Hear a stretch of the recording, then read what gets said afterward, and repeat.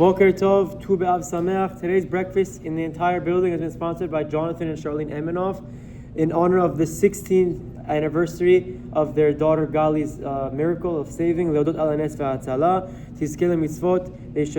We should only celebrate Smachot all together as a community. Hazak Ubaruch. We are continuing now where we left off in Halachot of Lashon Hara TOELET. And we're discussing now when the last part of inquiring for constructive purposes, sending an agent to inquire. This is a very common scenario. For example, in the cases of shidduchim, where making inquiries is permitted, one may appoint a shaliach to find out information for him. For example, someone has a son or a daughter of elderly age, a bachelor, bachelorette. He wants to know more about a potential suitor, a potential shidduch that has asked.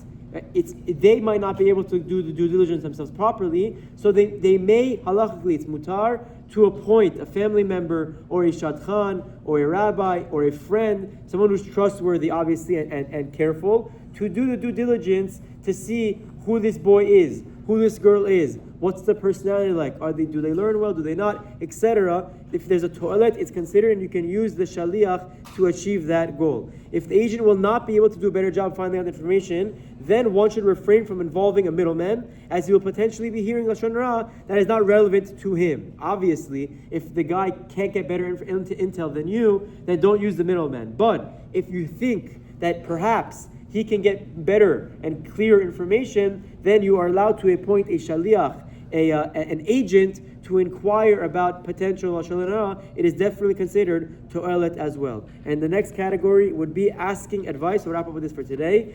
If one needs to ask advice for something on dealing with on dealing with a ben adam lechavero issue, for example, how to calm down someone who's fighting with him, or how to make peace with someone they're in an argument with, even though he will be forced to relate another person's negative actions, this may be considered TOELET.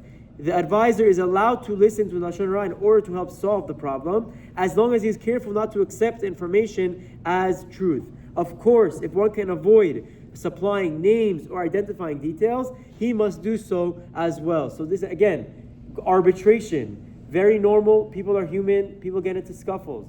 We want to bring shalom. It's very crucial to bring shalom. You are allowed to seek counsel, get advice, even if it involves mentioning names. The arbitrator, the rabbi, the therapist, whoever it is, needs to be mindful not to accept anything to be truth, and if possible to avoid names. By all means, that's the best possible route. But if not, even if names need to be given over, he may give over the names, and the arbitrator needs to be smart and mindful not to accept anything as truth. Obviously, we know there's the Mishnah Pirkei Avot that you can't judge if you don't hear both sides of the story. So you have to be very, very mindful when, as an arbitrator, to be honest and not enter into other potential isurim. They bring a proof from the Gemara Masechet Ketubot, but for the sake of time, we won't go into it as well. But the Chafetz Chaim brings out the halacha. B'ezras Hashem, everyone should have shalom in the perfect way possible. Chazak u'baruch.